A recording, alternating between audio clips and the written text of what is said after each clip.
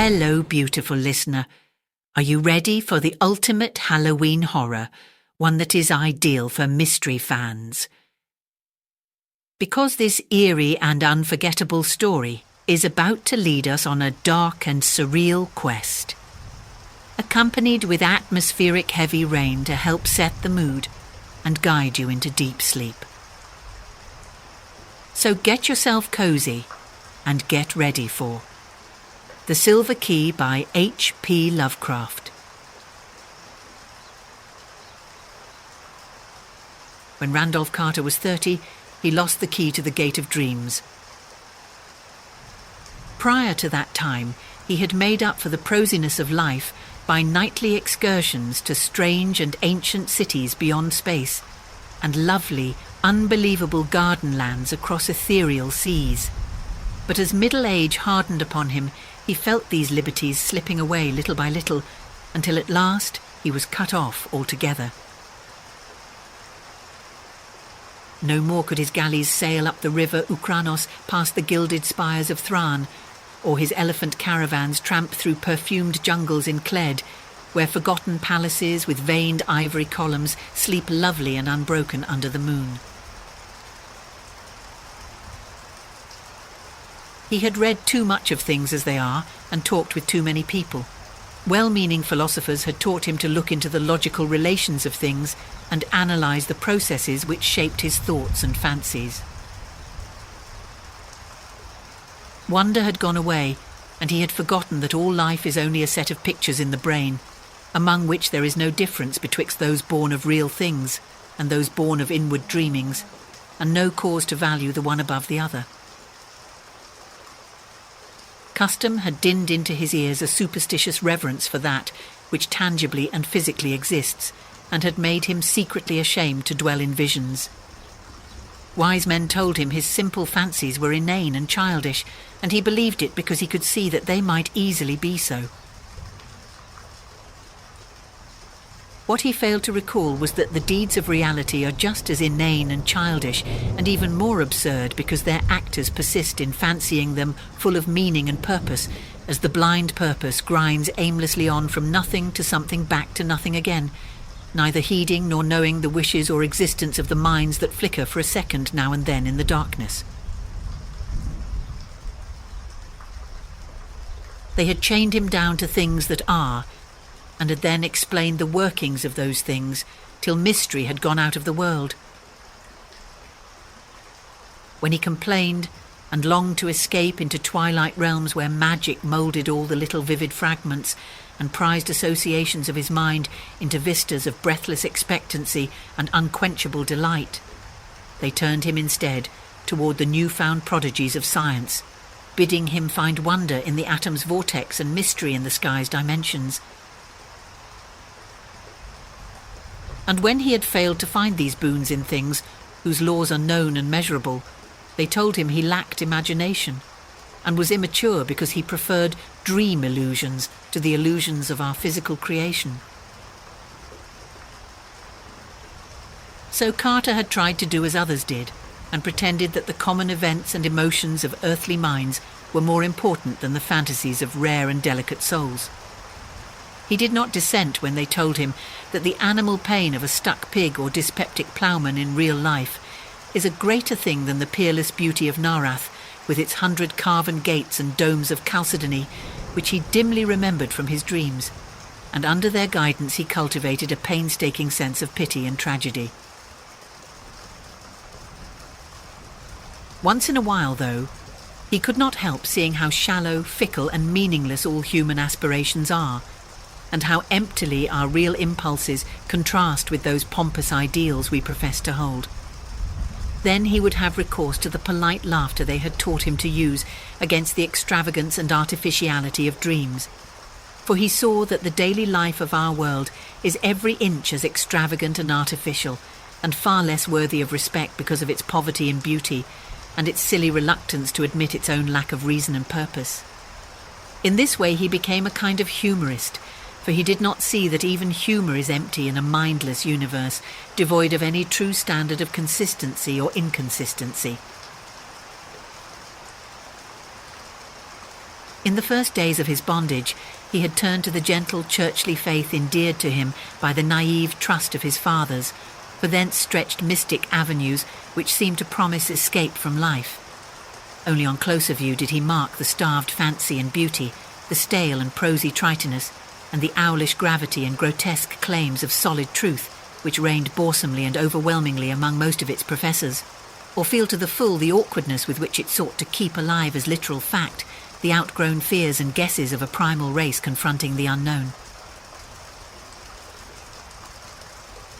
It wearied Carter to see how solemnly people tried to make earthly reality out of old myths which every step of their boasted science confuted, and this misplaced seriousness killed the attachment he might have kept for the ancient creeds had they been content to offer the sonorous rites and emotional outlets in their true guise of ethereal fantasy.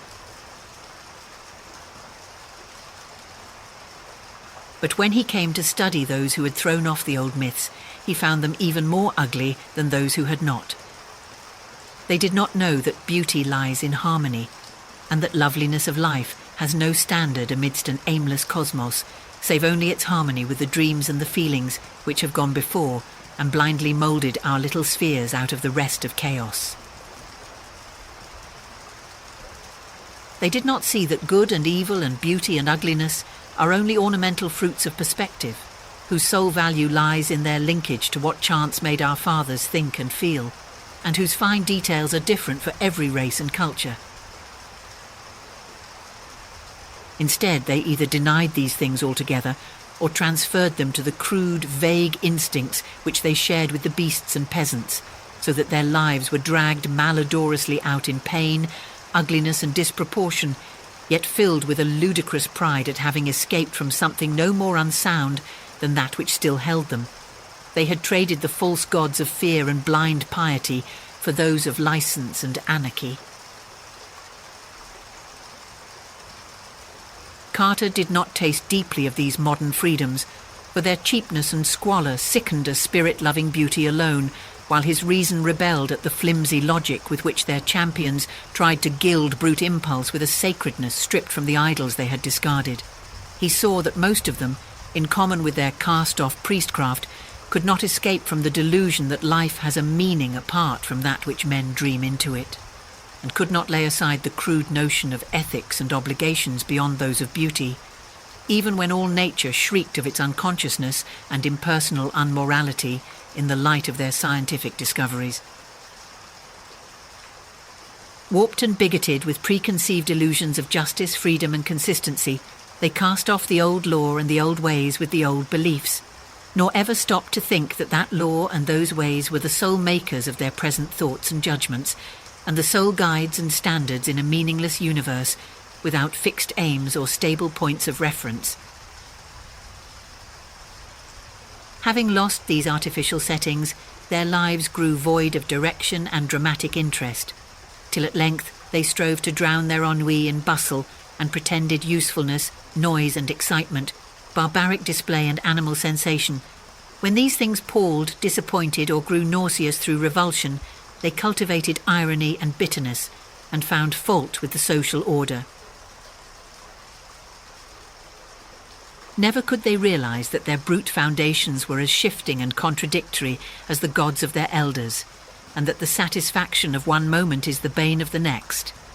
Calm, lasting beauty comes only in dream, and this solace the world had thrown away when in its worship of the real it threw away the secrets of childhood and innocence. Amidst this chaos of hollowness and unrest, Carter tried to live as befitted a man of keen thought and good heritage. With his dreams fading under the ridicule of the age, he could not believe in anything, but the love of harmony kept him close to the ways of his race and station. He walked impassive through the cities of men, and sighed because no vista seemed fully real, because every flash of yellow sunlight on tall roofs and every glimpse of balustraded plazas in the first lamps of evening served only to remind him of dreams he had once known, and to make him homesick for ethereal lands he no longer knew how to find. Travel was only a mockery, and even the Great War stirred him but little, though he served from the first in the Foreign Legion of France. For a while he sought friends, but soon grew weary of the crudeness of their emotions and the sameness and earthiness of their visions. He felt vaguely glad that all his relatives were distant and out of touch with him, for they could not have understood his mental life. That is, none but his grandfather and great-uncle Christopher could, and they were long dead. Then he began once more the writing of books, which he had left off when dreams first failed him. But here, too, was there no satisfaction or fulfilment, for the touch of earth was upon his mind, and he could not think of lovely things as he had done of yore. Ironic humour dragged down all the twilight minarets he reared, and the earthy fear of improbability blasted all the delicate and amazing flowers in his fairy gardens. The convention of assumed piety spilt mawkishness on his characters, while the myth of an important reality and significant human events and emotions debased all his high fantasy into thin-veiled allegory and cheap social satire. His new novels were successful as his old ones had never been, and because he knew how empty they must be to please an empty herd, he burned them and ceased his writing. They were very graceful novels, in which he urbanely laughed at the dreams he lightly sketched, but he saw that their sophistication had sapped all their life away. It was after this that he cultivated deliberate illusion and dabbled in the notions of the bizarre and the eccentric as an antidote for the commonplace. Most of these, however, soon showed their poverty and barrenness, and he saw that the popular doctrines of occultism are as dry and inflexible as those of science, yet without even the slender palliative of truth to redeem them. Gross stupidity, falsehood, and muddled thinking are not dream, and form no escape from life to a mind trained above their level. So Carter bought stranger books and sought out deeper and more terrible men of fantastic erudition, delving into arcana of consciousness that few have trod, and learning things about the secret pits of life, legend and immemorial antiquity, which disturbed him ever afterward. He decided to live on a rarer plane and furnished his Boston home to suit his changing moods. One room for each, hung in appropriate colours, furnished with befitting books and objects, and provided with sources of the proper sensations of light, heat, sound, taste, and odour. Once he heard of a man in the South who was shunned and feared for the blasphemous things he read in prehistoric books and clay tablets smuggled from India and Arabia. Him he visited, living with him and sharing his studies for 7 years, till horror overtook them one midnight in an unknown and archaic graveyard, and only one emerged where 2 had entered. Then he went back to Arkham, the terrible witch-haunted old town of his forefathers in New England, and had experiences in the dark, amidst the hoary willows and tottering gambrel roofs, which made him seal forever certain pages in the diary of a wild-minded ancestor. But these horrors took him only to the edge of reality, and were not of the true dream country he had known in youth, so that at 50 he despaired of any rest or contentment in a world grown too busy for beauty and too shrewd for dream. Having perceived at last the hollowness and futility of real things, Carter spent his days in retirement and in wistful, disjointed memories of his dream-filled youth. He thought it rather silly that he bothered to keep on living at all, and got from a South American acquaintance a very curious liquid to take him to oblivion without suffering.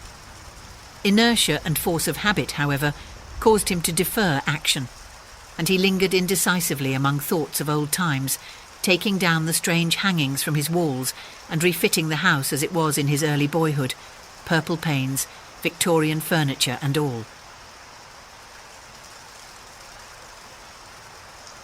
With the passage of time he became almost glad he had lingered, for his relics of youth and his cleavage from the world made life and sophistication seem very distant and unreal.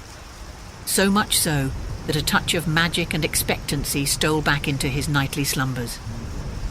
For years those slumbers had known only such twisted reflections of everyday things as the commonest slumbers know.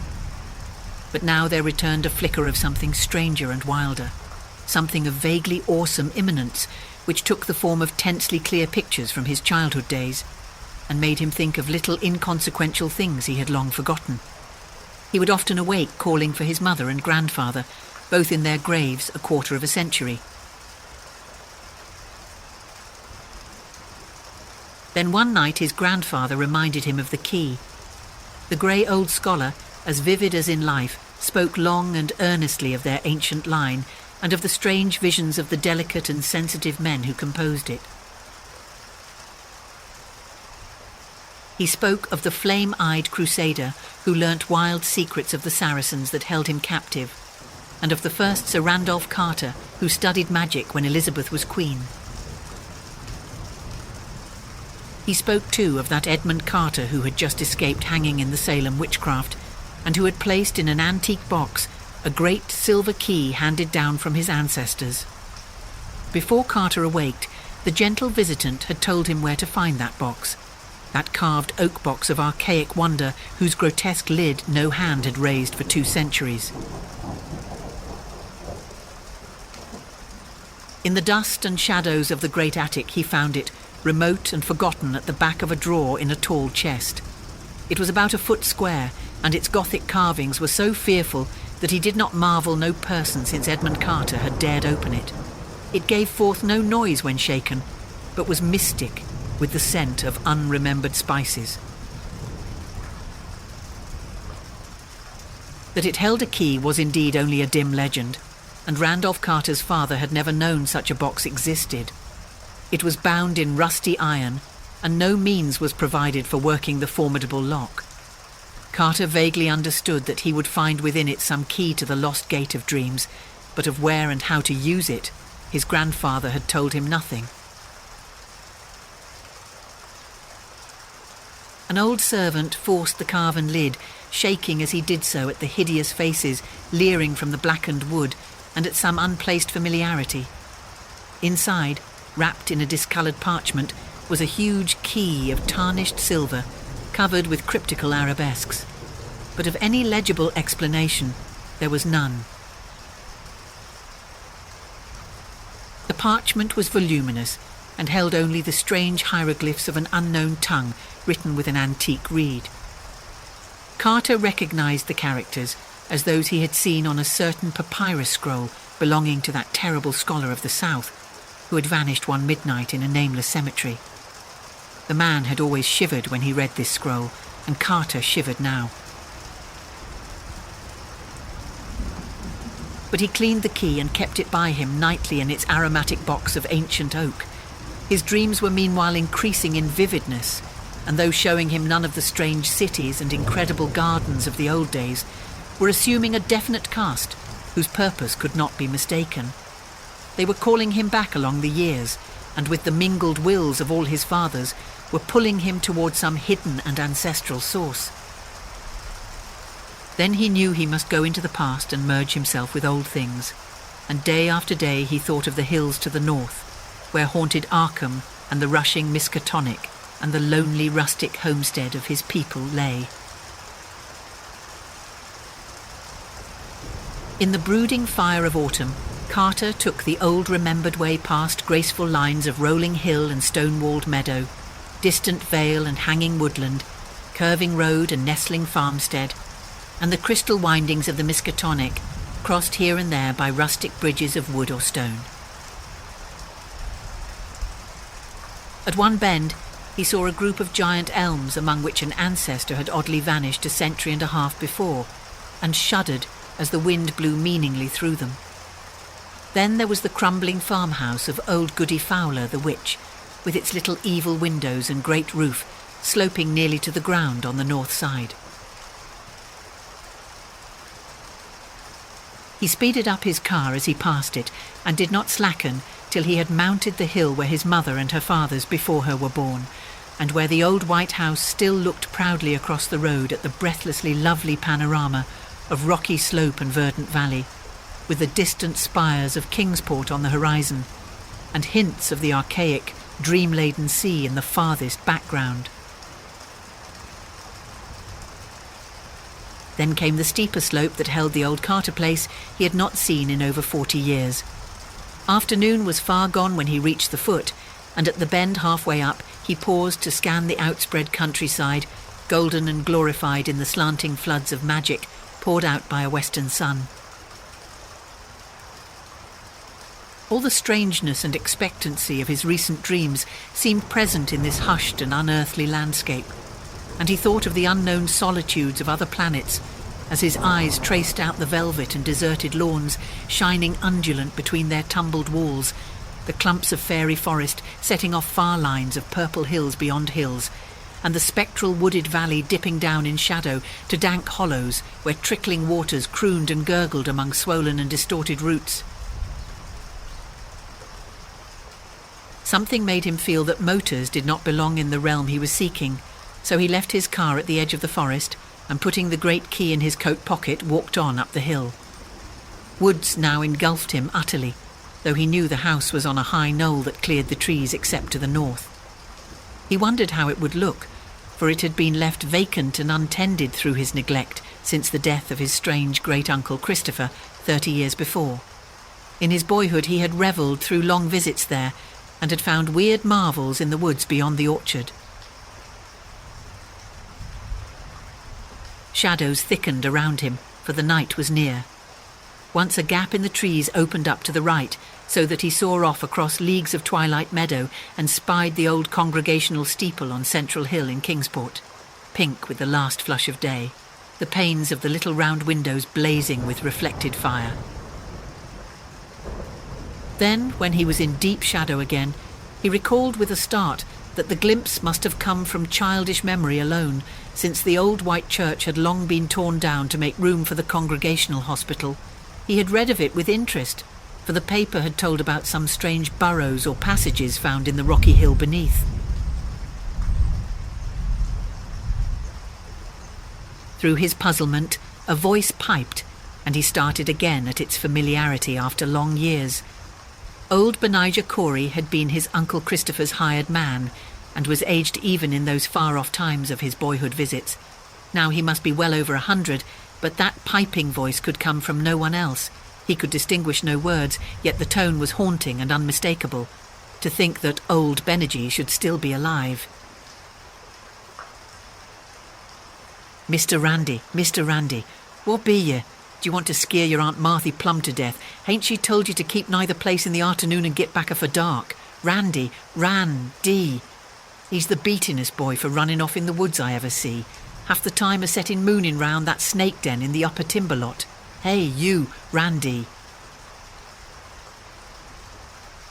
Randolph Carter stopped in the pitch darkness and rubbed his hand across his eyes. Something was queer. He had been somewhere he ought not to be, had strayed very far away to places where he had not belonged, and was now inexcusably late. He had not noticed the time on the Kingsport steeple, though he could easily have made it out with his pocket telescope. But he knew his lateness was something very strange and unprecedented. He was not sure he had his little telescope with him, and put his hand in his blouse pocket to see. No, it was not there, but there was the big silver key he had found in a box somewhere. Uncle Chris had told him something odd once about an old unopened box with a key in it, but Aunt Martha had stopped the story abruptly, saying it was no kind of thing to tell a child whose head was already too full of queer fancies. He tried to recall just where he had found the key, but something seemed very confused. He guessed it was in the attic at home in Boston, and dimly remembered bribing Parks with half his week's allowance to help him open the box and keep quiet about it. But when he remembered this, the face of Parks came up very strangely, as if the wrinkles of long years had fallen upon the brisk little cockney. Randy, hi, Randy. A swaying lantern came around the black bend, and old Benijah pounced on the silent and bewildered form of the pilgrim. Durn ye, boy, so there ye be. Ain't ye got a tongue in your head that ye can't answer a body? I been calling this half hour, and ye must have heard me long ago.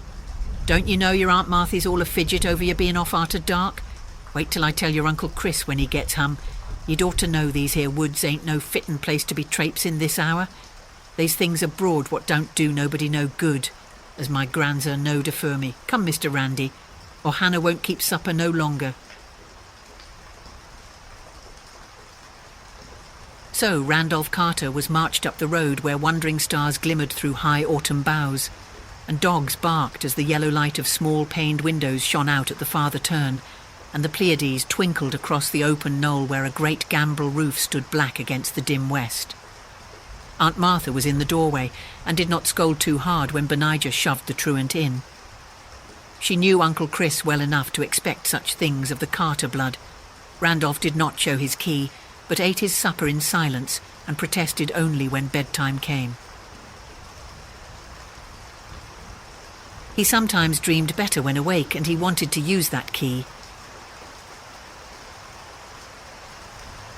In the morning, Randolph was up early and would have run off to the upper timber lot if Uncle Chris had not caught him and forced him into his chair by the breakfast table. He looked impatiently around the low-pitched room with the rag carpet and exposed beams and corner posts, and smiled only when the orchard boughs scratched at the little leaded panes of the rear window.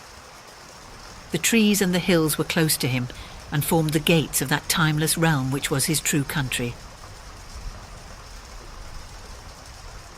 Then when he was free, he felt in his blouse pocket for the key, and being reassured, skipped off across the orchard to the rise beyond, where the wooded hill climbed again to heights above even the treeless knoll. The floor of the forest was mossy and mysterious, and great lichened rocks rose vaguely here and there in the dim light, like druid monoliths among the swollen and twisted trunks of a sacred grove. Once in his ascent, Randolph crossed a rushing stream whose falls a little way off sang runic incantations to the lurking fauns and edgipans and dryads. Then he came to the strange cave in the forest slope, the dreaded snake den which country folk shunned, and away from which Benijah had warned him again and again. It was deep, far deeper than anyone but Randolph suspected, for the boy had found a fissure in the farthermost black corner that led to a loftier grotto beyond, a haunting sepulchral place whose granite walls held a curious illusion of conscious artifice. On this occasion he crawled in as usual, lighting his way with matches filched from the sitting-room match safe and edging through the final crevice with an eagerness hard to explain even to himself. He could not tell why he approached the farther wall so confidently, or why he instinctively drew forth the great silver key as he did so. But on he went, and when he danced back to the house that night, he offered no excuses for his lateness, nor heeded in the least the reproofs he gained for ignoring the noontide dinner horn altogether. Now it is agreed by all the distant relatives of Randolph Carter that something occurred to heighten his imagination in his 10th year. His cousin, Ernest B. Aspinwall, Esquire of Chicago, is fully 10 years his senior and distinctly recalls a change in the boy after the autumn of 1883. Randolph had looked on scenes of fantasy that few others can ever have beheld, and stranger still were some of the qualities which he showed in relation to very mundane things. He seemed, in fine, to have picked up an odd gift of prophecy, and reacted unusually to things which, though at the time without meaning, were later found to justify the singular impressions. In subsequent decades, as new inventions, new names and new events appeared one by one in the book of history, people would now and then recall wonderingly how Carter had years before let fall some careless word of undoubted connection with what was then far in the future. He did not himself understand these words or know why certain things made him feel certain emotions, but fancied that some unremembered dream must be responsible. It was as early as 1897 that he turned pale when some traveller mentioned the French town of Bellois-en-Santerre, and friends remembered it when he was almost mortally wounded there in 1916 while serving with the Foreign Legion in the Great War. Carter's relatives talk much of these things because he has lately disappeared. His little old servant Parks, who for years bore patiently with his vagaries, last saw him on the morning he drove off alone in his car with a key he had recently found. Parks had helped him get the key from the old box containing it, and had felt strangely affected by the grotesque carvings on the box, and by some other odd quality he could not name. When Carter left, He had said he was going to visit his old ancestral country around Arkham. Halfway up Elm Mountain, on the way to the ruins of the old Carter place, they found his motor set carefully by the roadside, and in it was a box of fragrant wood with carvings that frightened the countryman who stumbled on it. The box held only a queer parchment, whose characters no linguist or paleographer has been able to decipher or identify. Rain had long effaced any possible footprints, though Boston investigators had something to say about evidences of disturbances among the fallen timbers of the Carter place. It was, they averred, as though someone had groped about the ruins at no distant period. A common white handkerchief found among the forest rocks on the hillside beyond cannot be identified as belonging to the missing man. There is talk of apportioning Randolph Carter's estate among his heirs, but I shall stand firmly against this course because I do not believe he is dead. There are twists of time and space, of vision and reality, which only a dreamer can divine, and from what I know of Carter, I think he has merely found a way to traverse these mazes. Whether or not he will ever come back, I cannot say. He wanted the lands of dreams he had lost, and yearned for the days of his childhood. Then he found a key, and I somehow believe he was able to use it to strange advantage. I shall ask him when I see him, for I expect to meet him shortly in a certain dream city we both used to haunt. It is rumoured in Ulthar, beyond the river sky, that a new king reigns on the opal throne of Ilek-Vad, that fabulous town of turrets atop the hollow cliffs of glass, overlooking the twilight sea wherein the bearded and finny Gnori build their singular labyrinths, and I believe I know how to interpret this rumour. Certainly I look forward impatiently to the sight of that great silver key, for in its cryptical arabesques there may stand symbolised all the aims and mysteries of a blindly impersonal cosmos.